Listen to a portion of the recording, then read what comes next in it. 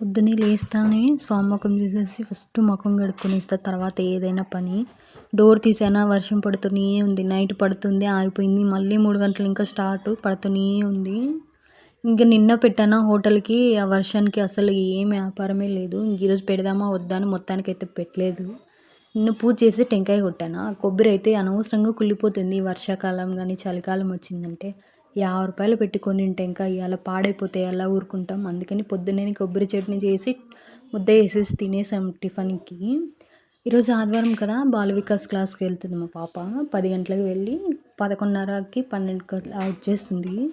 చుట్టుపక్కల ఎవ్వరైనా సరే పిల్లలుంటే ఆదివారం రోజు ఉంటుంది ఖచ్చితంగా. ఎవరికన్నా ఇంట్రెస్ట్ ఉంటే పేరెంట్స్‌కి పంపియచ్చు.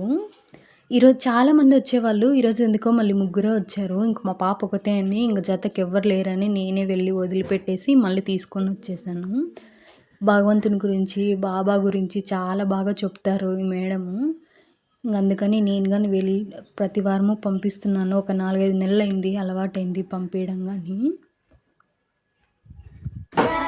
వసతే లక్ష్మి కరమధ్యే సరస్వతి కరమూ